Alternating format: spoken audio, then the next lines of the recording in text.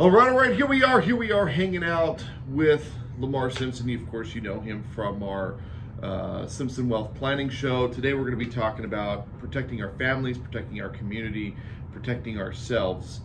And this is the first episode of Sheepdog Defense Training. So let's sit down and really discuss the matters at hand. What is happening out there? There's a lot going on. What's going on, man? Well, good to see you again, as always, in a different company this time. Different company, and I'm angry today. Same person. Look at my energy. I am literally like, I am ready to rip heads off. We're both very angry today. It's a bad day for a lot of people today. So the world's going crazy right now. There's no respect for people. People don't care about robbing you, pulling you out of your car, shooting you, whatever. They don't even care if you're a law enforcement officer, as we've seen in the last couple of Well, years. you saw Vacaville Police Department had the front doors broken, just shattered. Yep. For what? You know, the sad thing is I had a meeting that next day in Vacaville, a real estate office, like 4 blocks away, and they were too afraid to go into the office. Say they canceled their meeting and rescheduled for next week. Absolutely. People are living in fear now, and with good reason, because there's things that are happening out there that are beyond our control. There's been decisions made by people in power that people that are in jail and probably should have stayed there no longer have to be. Mm-hmm. And we're seeing that happen on the street. And we know what happens when you let people out to commit crimes. They normally commit crimes again. Yeah, especially when they know that they're not going to have any kind of reprimand. Absolutely. So a couple of nights ago, we had the officer involved shooting. Officer shot over in off of Madison, Manzanita. I believe it was a chase that ended. It was a gang affiliation. They were investigating some, I think it was a stolen vehicle or a vehicle. Yes. And the subjects got out of the vehicle and started firing at the officer. Officer was shot. I believe they killed one of the gang members. Yeah, one of the suspects died on scene. Yeah. And then last night, of course, we hear officer down over at Cal Expo. And if you guys have been following my social media, you know, I'm kind of in tune with a lot of the things that are happening in the community, and I'll disclose things before the news agencies disclose things sometimes, even though I haven't had confirmation. But the evidence was very simple. You had 2 officers involved. You had 1 ambulance show up and 1 ambulance leave with a procession of 5 law enforcement vehicles, code blue to the Constable, right. to Kaiser North. Right. So, you know, the evidence tells me that there's another officer in that situation. They didn't just throw 2 officers in 1 ambulance. So it's very rare. Right. Yeah, I knew that there was something else going on. Last night we ended up losing 1 officer, his K-9 unit, and then we potentially lost another officer, but he's still going through his battle in the hospital now. Yeah. So, you know, as a community, we have to stand together. We have to just start being nicer to each other. We really do. We just need to start being nicer to each other. Absolutely. And the people that are committing these crimes are, I believe, and I have to believe, that they're the loud minority. I don't think most people are like this, and I think that we have to, those of us who are the majority, who are good, decent people, have to start acting that way and letting our light shine rather than this crap that's going on right now. You know, it's so funny because pulling into here, there was a car, this like beat up Toyota Camry, sitting right in the middle of the exit for me to pull in, and he was just sitting there, and I just waited. I didn't even bother honking. I was just like, he's obviously trying to figure out where he's at, and just let the guy figure out where he's at. And after about 30 seconds, he looks up and goes, "Oh, I'm so sorry. I could have been a jerk. I could have honked." We just need to be nicer to each other. Yep. We really do. And it's I'm glad you mentioned that too. Many people look at a company like Sheepdog Defensive Training, which is, we train people how to shoot. We do. We train people how to be prepared in a situation where they might be in. But this doesn't mean that we're training people because we want people to go out and shoot people. That's the last thing we want. You know, it's funny that you mentioned that because, you know, the relationship I have with my father, and growing up in the home that I grew up in, it was maybe 2 or 3 years ago, I told my father that I was going to start taking firearms training and go get my gun and so forth. And he was so against it. He says, "You're going to make a mistake. You're going to accidentally shoot your wife when she comes home early." And these things do happen. but typically they would happen with somebody who's inexperienced, somebody who hasn't had the proper training. Right. When you look at law enforcement is not accidentally shooting people unless they're a bad cop, which there's a few of those. And that, of course, so makes few it that's bad. not even worth mentioning, honestly. And then the same thing goes with military, and the same thing goes with people defending their homes. Every now and again there's a slip up, but when you look at the probability, you look at the actual numbers, the data, protecting your family with a firearm sure as hell beats protecting your family with something else. If you use a knife, for instance, you could lose the knife, and then of course you get that blunt end of that knife. Well, do you want to be that close to somebody to try to stab them? You don't want to be that close to somebody who's absolutely. You've Right. got to have combat training at that point. And it's so funny because my wife took one of your classes, and she's like, okay, you're my assailant.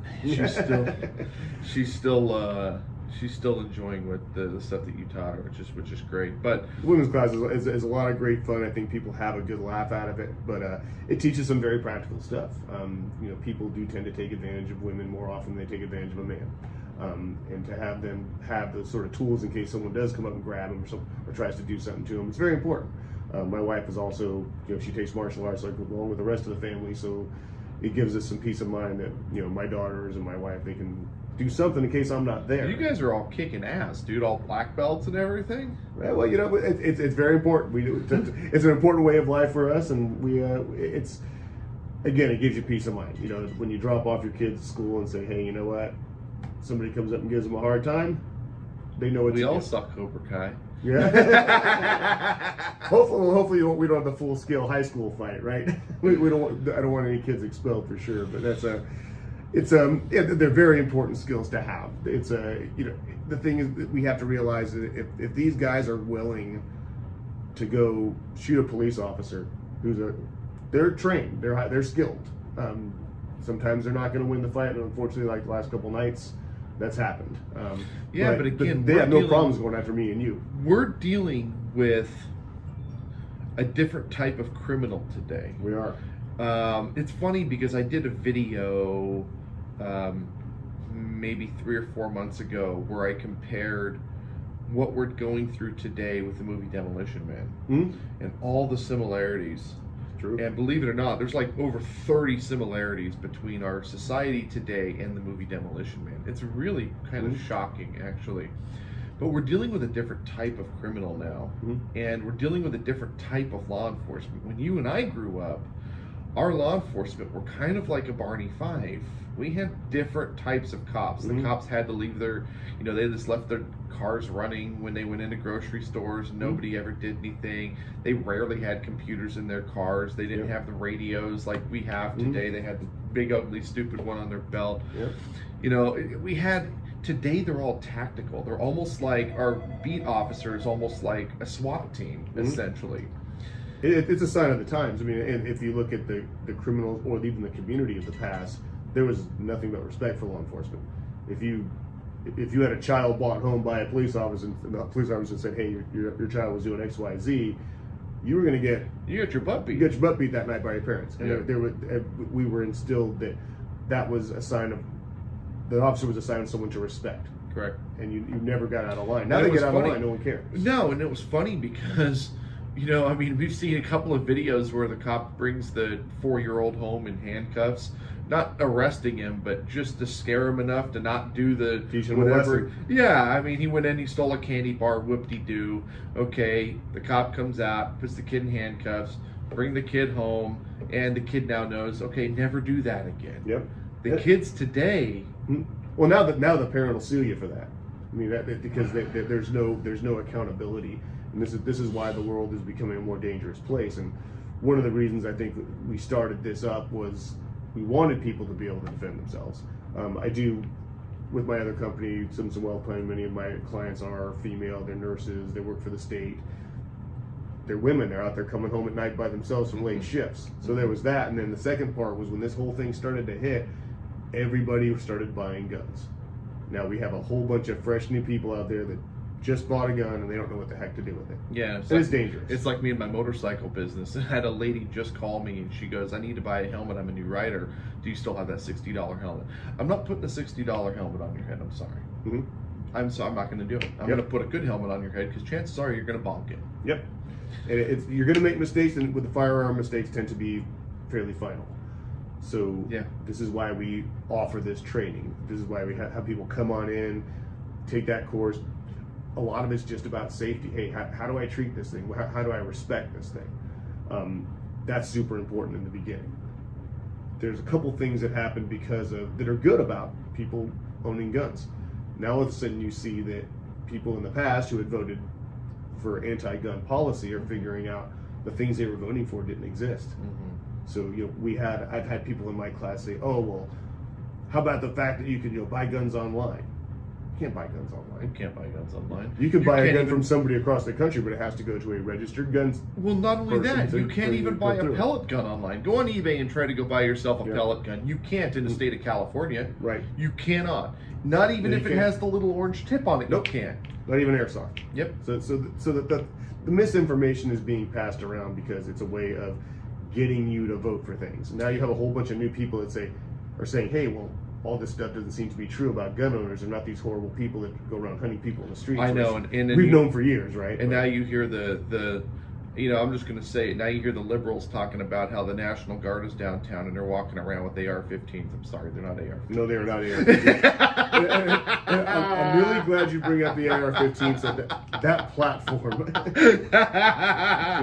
That's the funniest thing you've It's the worst. It's really the worst. It's honestly, if you tried to take an AR-15 into combat, you'd be dead in about 30 seconds. They are carrying M16s. They're M16s. Do they look similar? Yes, they do. I don't even think they look similar. Well, similar in a way of being similar. I mean, they're big and black. It's about as far as they look similar. Well, and it's so funny to me, because and I teach a lot. We talk about this a lot in our classes.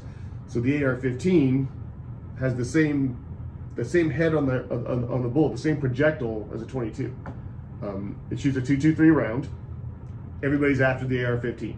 But it's a rifle. It just looks threatening. Right. It's kind of like what it's like is like the CHP went out and bought all these Chargers, these muscle cars, and they look threatening, but they're not any faster than any other car. Honestly, those old Crown Victorias were pretty fast. So yes, they were. And honestly, the speed of a law enforcement vehicle has very little to do with anything. The speed of the radio is what gets you. I mean, you're not going to outrun a radio. You can outrun any car, probably. I mean, you like cars. I'm sure you can pick a dozen different fast cars. I can take my bullet and I can smoke any of those cop cars in my bullet, but it's the radio that's meeting me three exits up. It's going to catch you. Yeah. So, and the funny thing is, I mean, there's a couple misconceptions. So we call things assault rifles. So they don't exist. Assault is an action, not a thing. Correct. They say, well, it's AR, that means assault rifle, right? Well, it's no. No, it means Armalite, which is the company that originally created the platform. Which is kind of like the Tommy gun, right? The Tommy gun was just was made by Thompson. Exactly. That's the only thing it comes from. So people get these conceptions that, oh my gosh, this is a bad, evil thing. You could buy about, I would say, just off the top of my head, there's 30 to 40 different hunting rifles that fire the same round.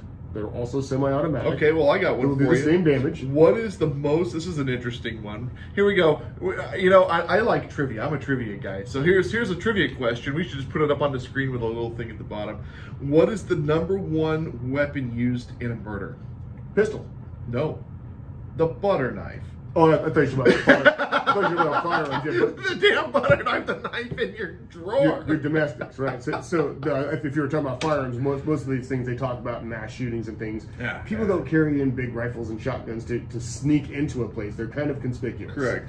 You're not Terminator walking with flower pots. Just kind of walk in this way, and that doesn't happen. Usually people. But no, I mean, and again, you're talking about defense. You're talking about safety. How come you haven't killed? I'm talking to you, the audience. How come you haven't killed somebody with a butter knife? Well, the answer is because you are trained to use a butter knife. You were trained to use a butter knife from a child. Mm-hmm. You were trained not to walk with the sharp end towards you. You were taught not to run with one, right? Right. So you treat it with respect, even though it's not very sharp.